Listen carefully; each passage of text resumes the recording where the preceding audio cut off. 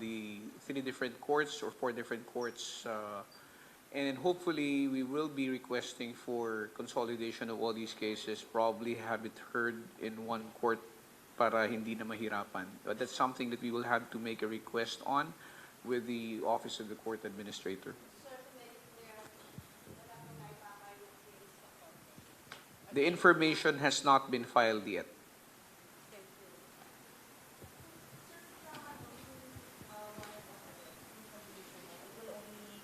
After po na ma-file yon sa court. Yes. Once the information is filed and copies of the resolution will also be attached to the information, the court will have the opportunity, or the court under the rules would have a period of 10 days within which to determine whether or not there is probable cause to issue the warrant of arrest. Then and only then can the warrant of arrest issue.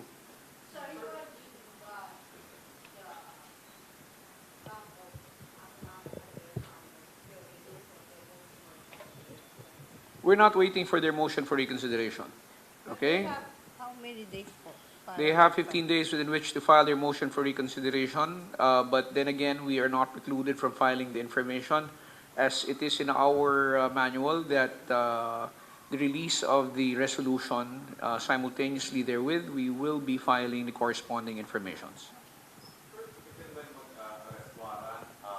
Nandito lang ba si Atong Ang sa Pilipinas? We really do not know the whereabouts exactly of Mr. Charlie Atong Ang. That's a matter for the law enforcement to ascertain. We will provide them copies of the resolution, and as soon as the court issues the warrants of arrest as against the respondents who are charged, then that's the only time we'll know if they're actually here. Sir, may ilbo or anything ba against Atong Ang? And yun nga, may record ba siya na umalis ng bansa? I'm not very certain if there is an ILBO that was filed against him, but that's something that we can check. But certainly, once the information is filed, correspondingly, the prosecutors in charge or handling the case can already move for the issuance of whole departure orders. Sir, pwedeng ma-explain din yung reasoning bakit po na-dismiss din po yung complaint laban sa kay Julie Dondon Patidongan and Elakim? Okay. And can you confirm po na admitted na po sila as sa witness protection program? Yes, okay. Just to be very clear, Julie Patidongan and I think the brother, Elakim Patidongan, were initially charged also as respondents in this case.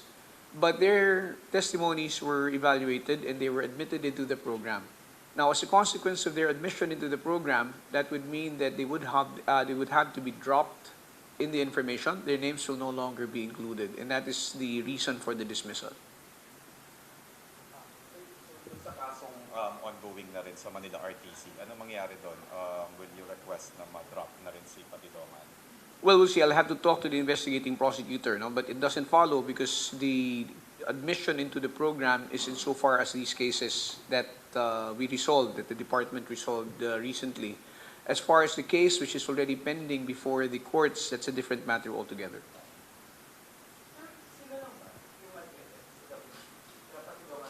Yes, that's only the 2 of them.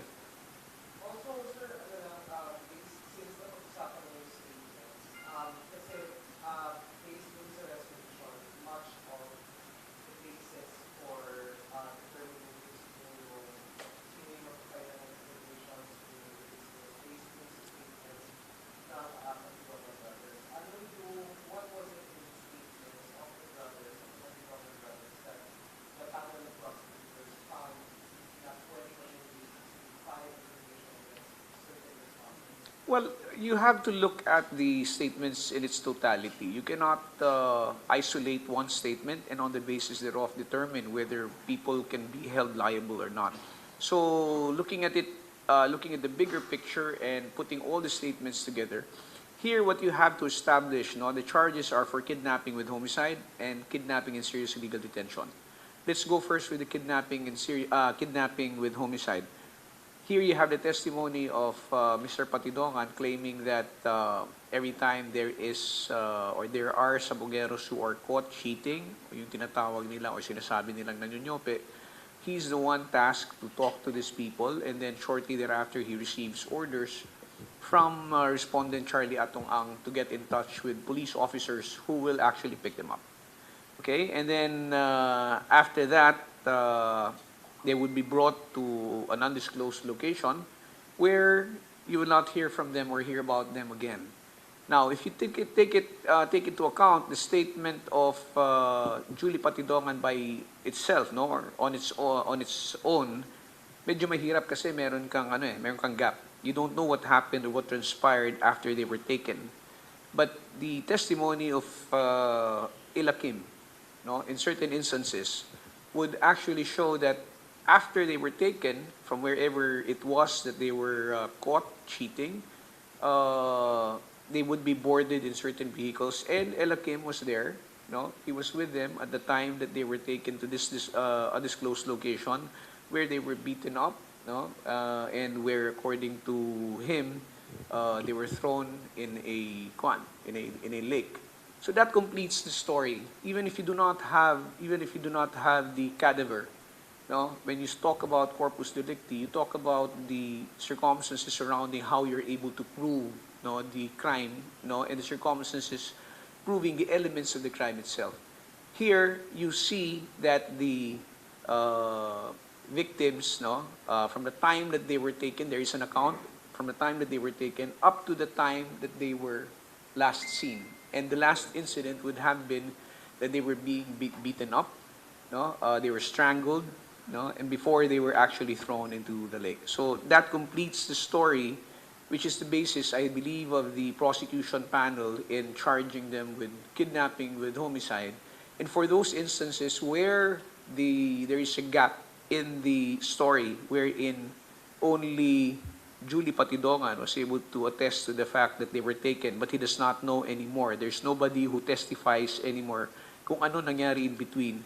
That is the basis now for the charges for kidnapping and serious illegal detention.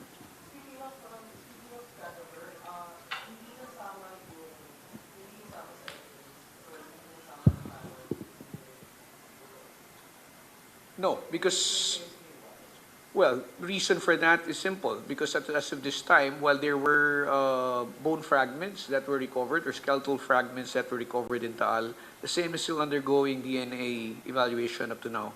And we cannot just come up with a conclusion that this would be, related to the missing sabongeros. Up until we have conclusive scientific evidence that the bone fragments and skeletal remains recovered in Taal are actually of any of the victims missing, that's the only time that it can be included as part of the evidence for the prosecution.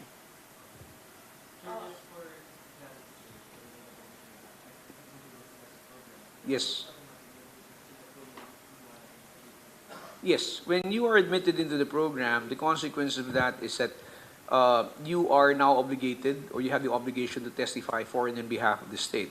Before your admission, your statement is evaluated to determine whether it is relevant, it is something that can be corroborated, if it is material, and if it is something that will help out the case. Something which, without their statements, you would not have available in the evidence that is brought forth before the prosecution.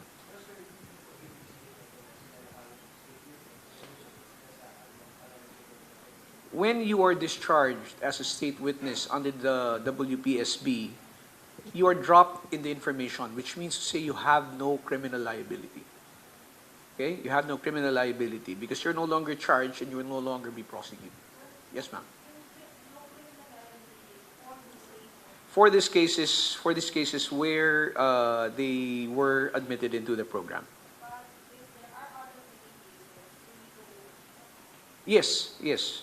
It cannot be that the coverage will be all-encompassing and it will cover all other offenses. So, it follows na wala na rin silang liability dun sa ongoing cases since basically pareho No. naman. That's a different story altogether because these cases that you're referring to, and I suppose you're referring to the one in the Manila Arena case. The Manila Arena case was filed way ahead, no, and the proceedings there are going on. I cannot second guess what the trial prosecutor is going to do, no, whether he's going to move for the discharge.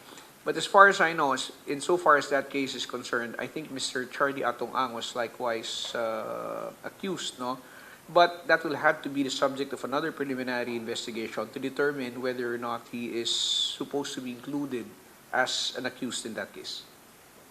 So pwede pa siyang masama doon. Kaya lang, kailangan magkaroon muna ng preliminary investigation at malaman kung talagang merong ebidensya patungkol sa kanya na magiging basihan para siya ay isama doon sa kaso niya.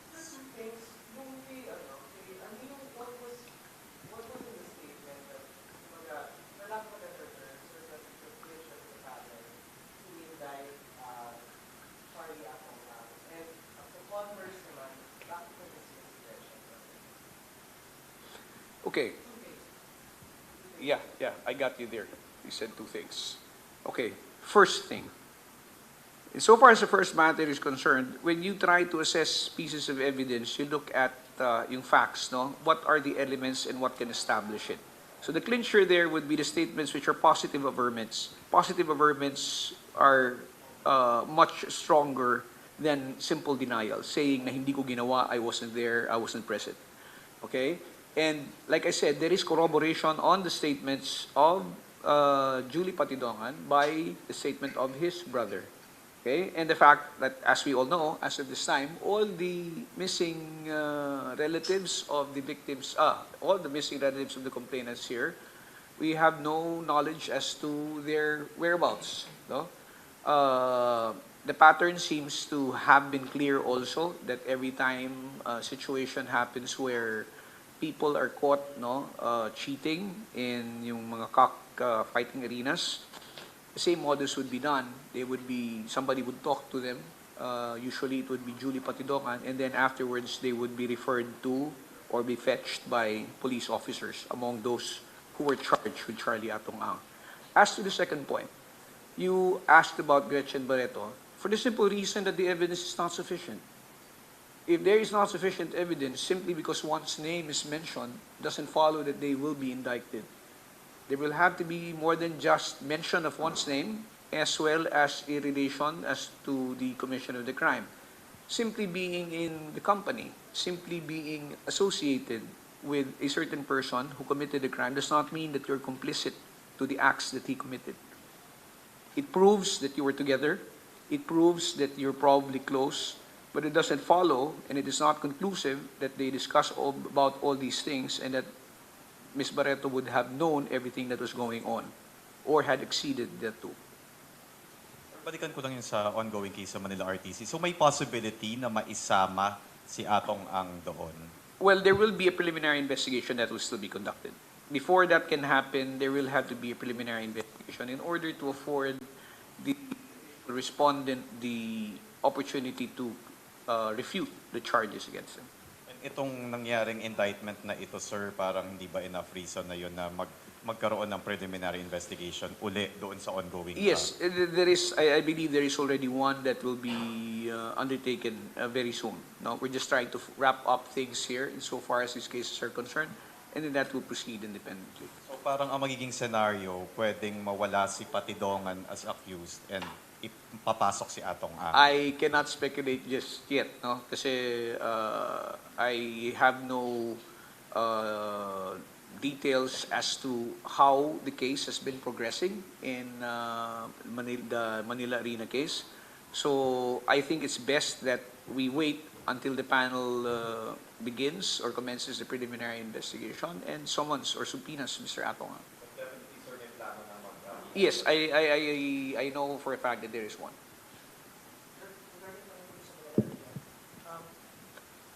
Hypothetical pa siya kasi masyado maaga, pero may effect po yun if ever magkakaroon ng hindi favorable na decision yung court habang umuusad din po yung separate cases wherein state witness yung magkapatid. As you said, yeah. Paano po i-handle yun? Yeah, as you said, Complexities po ng ganito. yeah, we'll cross the bridge when we get there. It's very difficult to base or to make any speculation, no, based on a hypothetical question. There are so many what ifs. We cannot anticipate all of them. We will be prepared, whatever happens, no. But right now, we cannot say that we will have an answer for every scenario that will be brought up. Prosecution's evidence. Yes. Yes. Maaga pa naman, sir, kung baga pwede may mangyari pa talaga. May gawin pa. Well, kung prosecution's evidence, pwede pa. Pwede pa. See? But again, there is also nothing which will prevent, not because, let's say, lumampas na ng prosecution's evidence, doesn't follow that he can no longer be investigated for that particular case. The double jeopardy will not lie there because he has not been indicted yet, neither has he been arraigned. Yes.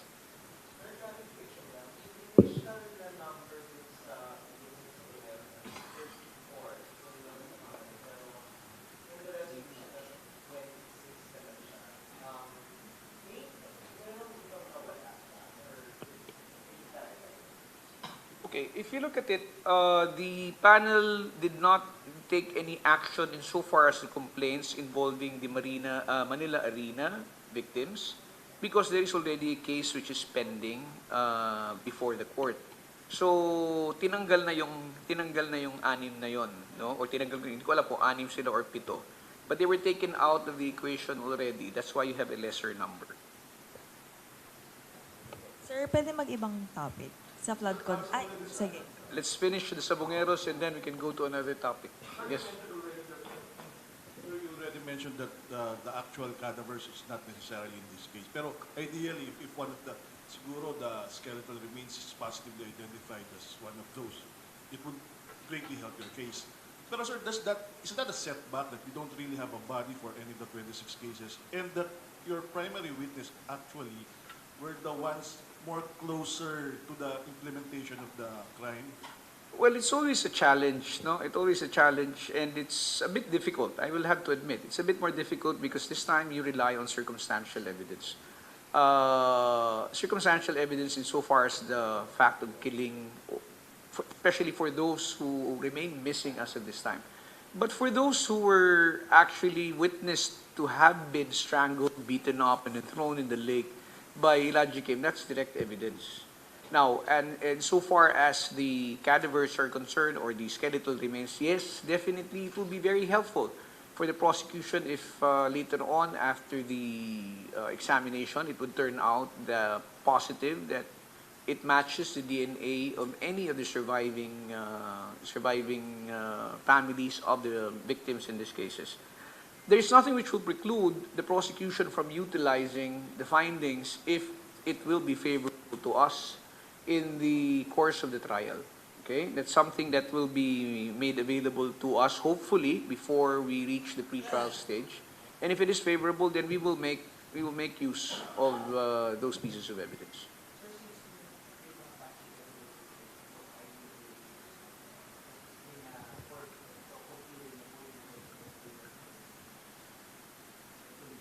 No, there is nothing again which will, it doesn't mean that just because the resolution is already out, that the search which has been undertaken by the Philippine Coast Guard will come to a halt. Okay, if you notice, the only reasons why the Philippine Coast Guard stopped or would cut short whatever dives they would have is because of, well, inclement weather or difficulty because of the volcanic movements in Taal, no? But then again, there is nothing which will prevent the prosecution from continually seeking the assistance of the Philippine Coast Guard in still doing the dives to ascertain if we can still find skeletal remains that may be helpful to this case.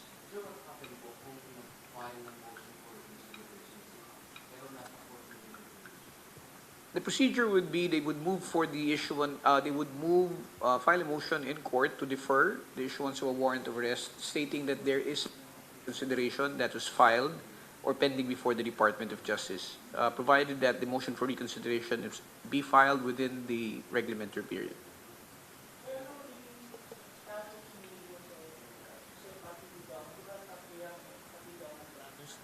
Nag-execute ng sworn confession. Yung na-mention lang is Julie and Elakim. How about you? Wala akong mention. I have no information as far as the other one is concerned. I only have as far as Elakim and Julie Patidongan. But we'll look into it. Okay? Sir, regarding po dun sa Taal Lake search, can we get an update? Ilan na po yung total na buto na nakuha and ano po yung pinaka-recent? And update din po sana sa DNA bank.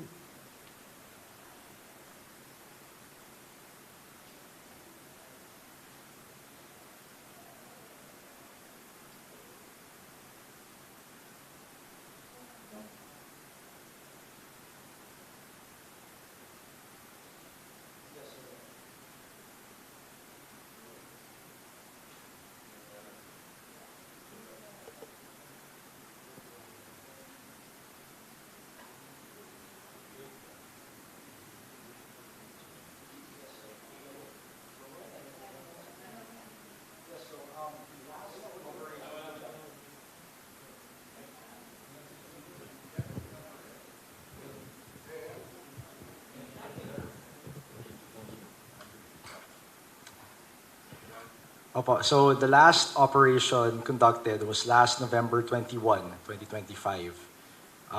They were able to recover 3 pieces of what they allege to be human skeletal remains. And I believe that I sent photos, we sent photos to the groups previously on this. So ito na po yung pinaka-latest eh. And along with those human skeletal remains were found, well, they were contained in 1 black fly net and 3 yellow with orange sacks. So yung po huling updates on this one. I think what the press and everyone should know is that the operation is being conducted in the 4 different quadrants of Taal Lake. So currently, the CIDG has covered quadrants 1 and 2, and quadrant 3 operation is currently ongoing. And the crime lab cannot disclose the results of the DNA examination until these results have been finalized by the same agency. And we'll be sure to update the press on any further findings.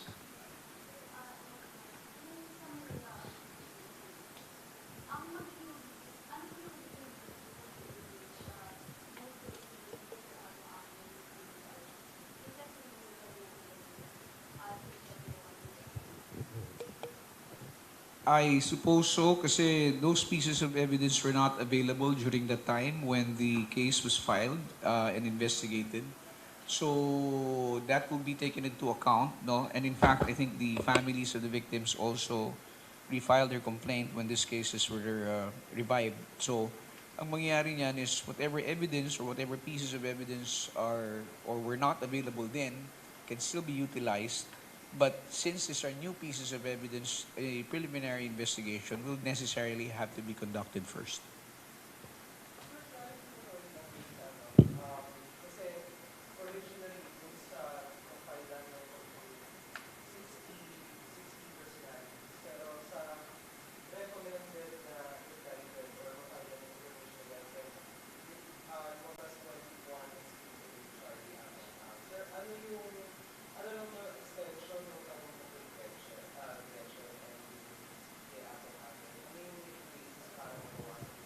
The answer is again the same. If the evidence is insufficient, if there is no prima facie evidence with reasonable certainty of conviction to indict or to include the other personality's name, then the cases against them will have to be dismissed. Not necessarily because their names were mentioned or that the complaints included their names does not mean that the department is already precluded from making its own evaluation. So the panel made an evaluation to ascertain whether or not all the names of those mentioned by the complainant should be indicted. But in the assessment of the panel, not everyone, there is not enough evidence to support the allegations or the charges against the others. That's the reason why they were dismissed.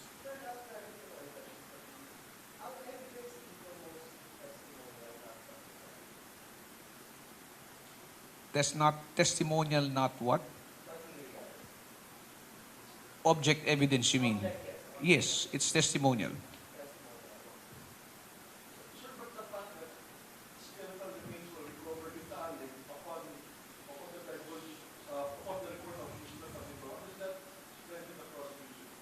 Well, a lot of things we can speculate on a lot of things, no? Initially, if we can make a conclusion that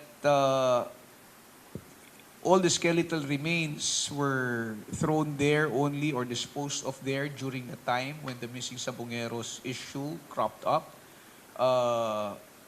Maybe that's something that will narrow down the possibility of saying that these bone fragments are related to those missing Sabongeros. But we also have to consider the fact that what if there are other crimes which were committed in the past at ganun din ang magiging modus, dun din tinatapon. Kaya the best way to really ascertain whether the bone fragments that are recovered are matching the DNA of the surviving relatives of the victims here is to have it subjected to DNA analysis. So then and only then can we be certain and be more accurate in saying na parang tama nga yung sinasabi nila kasi meron na yung nakuhang bone fragments at nagmamatch yung DNA doon sa mga kamag-anak ng biktima. Yeah. Go ahead.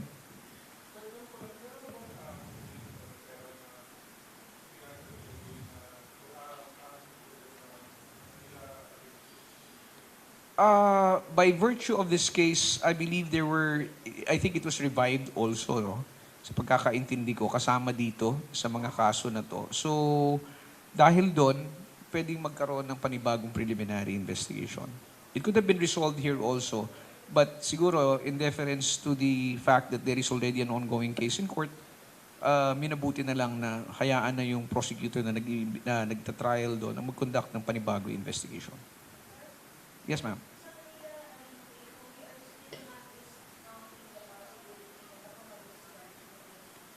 I really cannot say as of this time, but that's a possibility if we're talking about possibilities. Sir, yung kay Sarah Disaya, Oh, teka, okay na ba tayo dito? Hindi, sige, meron pa ba? Sige.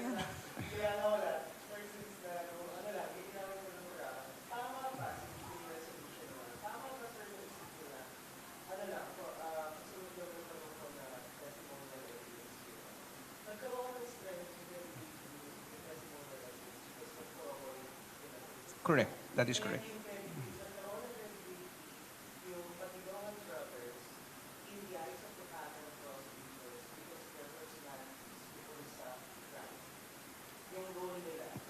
Yes, because that's the essence of the essence. What we should understand is this: why is there a need to get a state witness? Because there is something missing in the evidence that you do not have any direct evidence. The manner by which the crime was committed is so, parang sabihin na natin, compartmentalized. Diba? Kung titingnan mo, pag kami nandaya, may kumakausap. Pag after may kumakausap, may kumukuha. Pagkatapos, after nung pag may kumukuha, merong gagawa ng kung ano sa kanila, and then meron ding magtatapon. So you see in different stages, what one compartment would know may not be known to the others. And that is the reason why it is essential, no? It becomes important that you have somebody who actually is in the know. Somebody, yung tao na nakakaalam, at paano magkakaroon ng kaalaman yung tao na yon kung hindi siya naging kabahagi, no? Doon sa, sabihin natin, maging bahagi siya na para magawa yung krimen na to.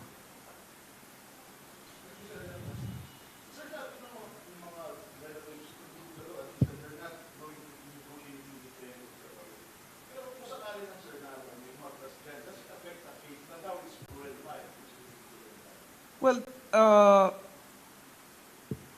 that would refer only to the civil aspect of the case. And the civil aspect of the case, even if settled, does not affect the criminal aspect. It does not mean that dahil sa sila nagkabayaran, sila nagkaayusan, ibig sabihin nito ay hindi na pwedeng magpatuloy ang kaso. Bakit? Kasi kahit tanggalin mo yung testimonya ng mga kamag-anak, remember, wala sila doon nung nangyari. So what they know is based on knowledge relayed to them by other people. Now, can the case stand without the testimonies of the family members? Yes, it can. No? So it can still proceed. So are we good with the Sabongeros? Sir, Katatanong lang kung wala nang iba tapos other topic. Yun na nga. Yun.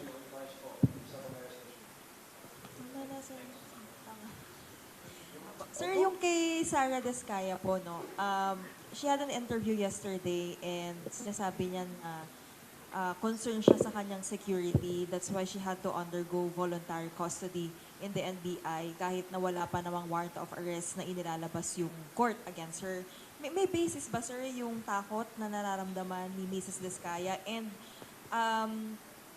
ano po yung implications or effect nito? Kasi may iba pong tao na parang pinupunan na bakit pumayag yung NBI na mag-undergo siya ng voluntary custody and doon siya silbihan ng warrant.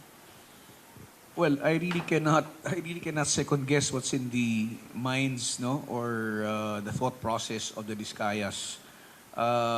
If you're asking me if there's basis for the threats, I really don't know what threats they're talking about. Maybe it's because of the fact that they're being implicated in the flood control projects. That would be a possible basis. As to their decision to go to the NBI, sabihin na natin, kasi recently, I believe there were cases that were filed by the Office of the Ombudsman as against the Disaya couple. And these cases were already elevated to the courts. The informations have been filed. So warrants of arrest will be forthcoming.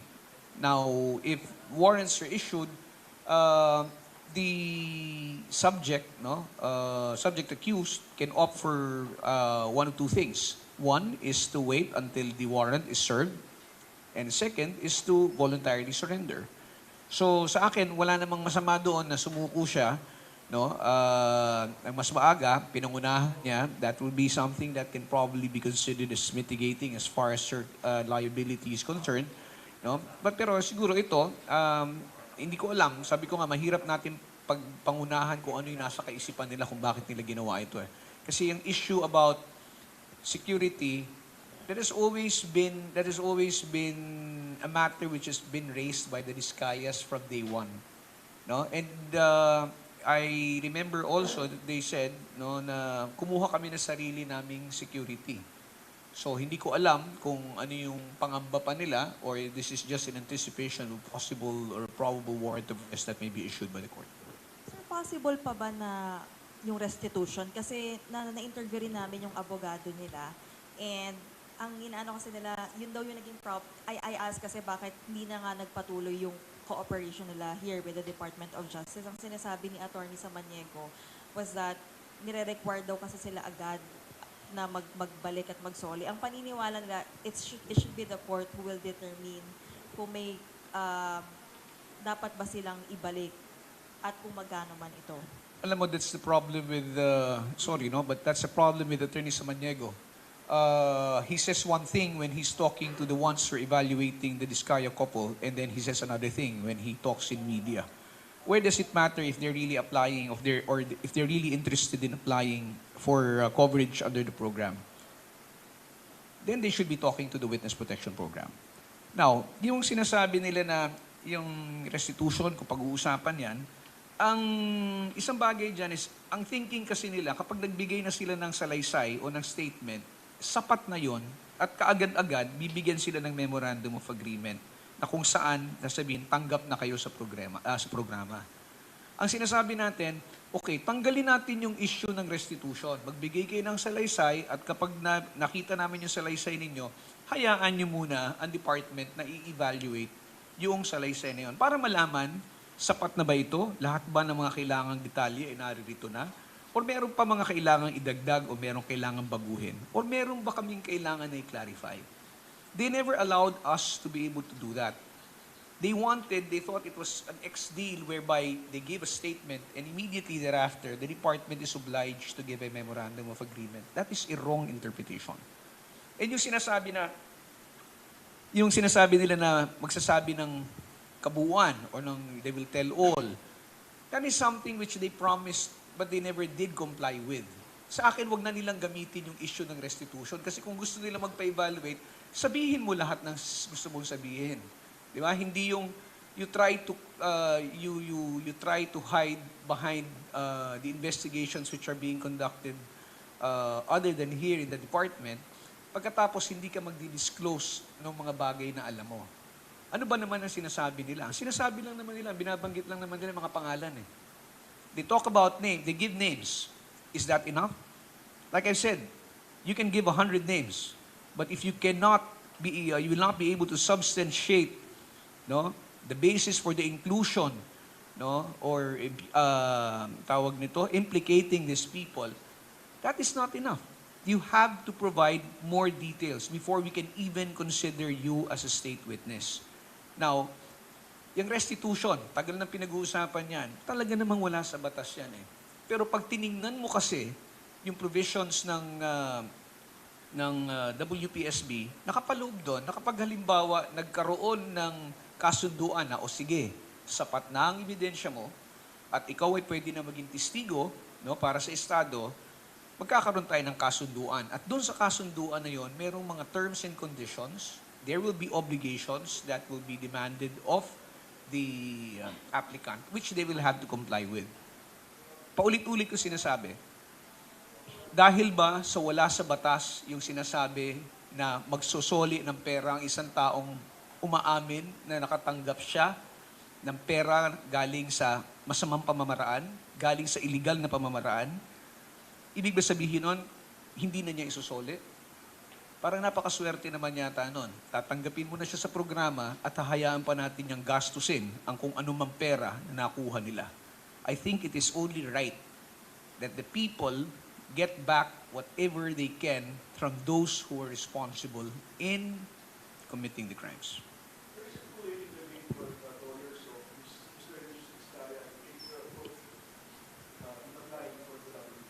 I'm not saying it's too late. It's just that they're very late already. No? Tagal na nilang sinasabi na pupunta sila, babalik sila, pinayuhan na sila na makipagkita, and they have not done so. So, like I said, we will not be chasing after them. We will not be, tawag dito, di namin sila liligawan. Kung gusto nila at meron silang gustong ibigay na impormasyon dito, gusto talaga nila makipagtulungan, pakikinig kami. Di ba?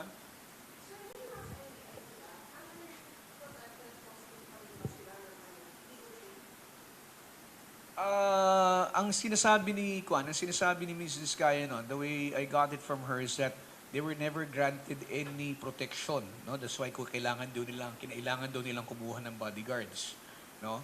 So I do not know, I think the fact that they surrendered to the NBI or they went to the NBI for protective custody, I don't know if this is just part of them anticipating the possible issuance of the warrants of arrest for the cases that were filed against Pero them. did you check ba, sir, kung talagang hindi sila nabigyan ng security? Hindi ko pa na-check yan, no? Kasi iba ang kumakausap sa kanila, no? But I can try to find out if they were indeed given security, if they were during the time of the hearings sa Senate Blue Ribbon. Sir, Saldi ko, cancel na yung passport niya. Ano pong next step ng DOJ? May gagawin ba kayo? Well, when the passport is canceled, I think the next step would be dahil sa may warrants of arrest na, ang mangyayari niyan is there will be a request for the issuance of a red notice, no? And, well, this will be sent to Interpol. Hopefully, Interpol will accede to the request of the Philippine government, no, to restrict the travel or if it's possible to have Mr. Zaldico brought back. Hindi po, PCTC po yan. Kasi pag halimbawa po yung cancellation ng passport, ang humihingi po niyan is yung prosecutors na nag-handle ng kaso sa Sandigan Bayan. But as far as the issuance of a red notice, that will have to be done, of course, through the PCTC, Philippine Center for Transnational Crimes. Come again? Hindi, yung party na Philippine government, I think, will be the one to do it. Thank you, sir.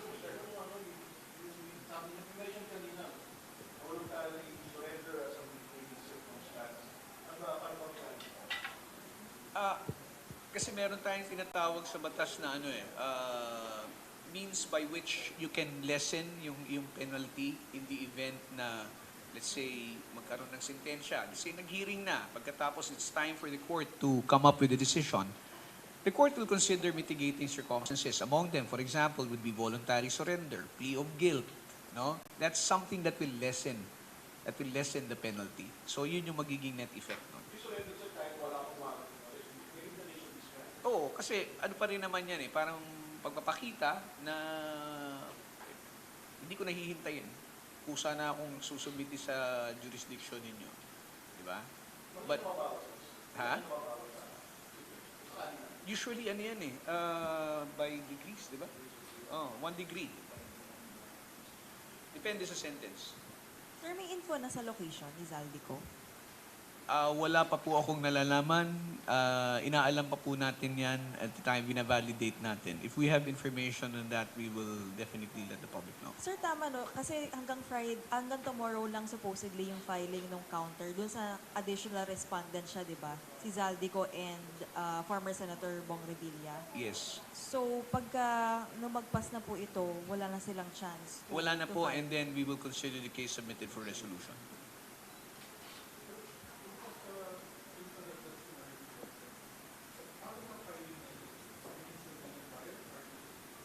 Depende. Tingnan natin yung ebidensya where it leads us, no? Kasi I believe the charges here are still for malversation, eh. No? If it's still possible that it can be before the Sandigan Bayan, no? Ang magdi-distinguish naman yan is if, for example, there is proof that there is damage to government, no? And the value is more than 8.8 million, then jurisdiction would be with the Sandigan Bayan.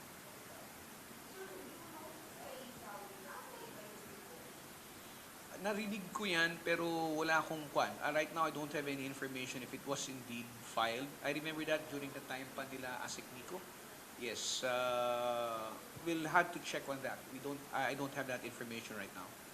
PG, sabi po ni Harry Roque, nag-file na raw po siya ng motion for reconsideration sa cancellation ng passport niya. May information Come again, Lakas. motion for reconsideration po ng cancellation ng passport niya. Roque po, may information na po ba yung DOJ? Can the DOJ confirm po? Wala. Wala pa kaming alam na final niya motion for reconsideration kasi medyo, well, pwede naman, no? That's a remedy that is available to him. I do not know if the panel had already received a copy of the said motion, but certainly if there is that motion for reconsideration, we will file our comment in opposition.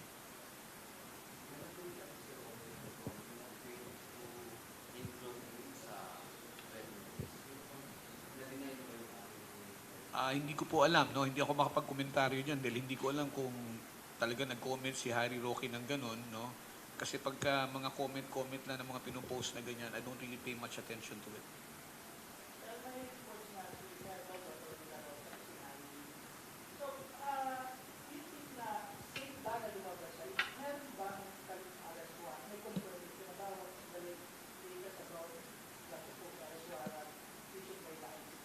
We maintain the position of the department that as of this date, we have not seen a copy. We heard that there was one, but we have not seen a copy as one would not be furnished us. It would have to go through the DFA and the PCTC bago yan siguro ipaalam sa department. So sa ngayon, wala pa po kaming impormasyon na ganon. So, yung kung sabihin mo na safe ba para lumabas, hindi ko alam kasi ang nalalaman ko rin lang is base dun sa yung huling post ni Mr. Harry Roque na alam daw niya, confirmed niya na may lumabas na warrant of arrest. I do not know how he is able to confirm that when he's definitely not one of the parties furnished copies with or of the warrant. So, hindi din mag-guarantee ng DOJ na kung safe na siya in case na lumabas siya or... Well, the Department of Justice does not guarantee anything. I mean, we can only guarantee that we will abide by the rule of law. We will apply the rules strictly, no? And ang akin is up until the time that there is a copy of the warrant of arrest and we are given clear instructions as to what to do. That's the only time that the Department of Justice will do. Pero sir, yung pag-investigation ng DOJ na will wait for that SQ resolution of the petition filed by before taking any action or implementing arrest warrant. Yes, well, that is my personal view, no, which we have shared with even the Secretary of Justice, that I believe it's more prudent for us to wait and await the resolution of the Supreme Court on the pending petitions. Kasi alam na natin na nagkakaroon ng issue. Sinasabi, dapat dahil sa may pending petition, hindi mo pwedeng hulihin dahil sa ang option mo lang is extradition. Okay? Ang posisyon po ng department is that siguro mas maigi na ang Supreme Court ang magdesisyon kasi during the time of the arrest of the former president, there were no petitions which were still pending before the Supreme Court.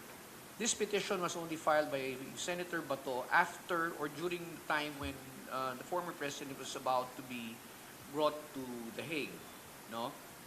So, ngayong may petition na, we have to be a bit more cautious, be a bit more prudent. Hintayin na nating ma-resolve para wala nang maging issue kung anong magandang approach.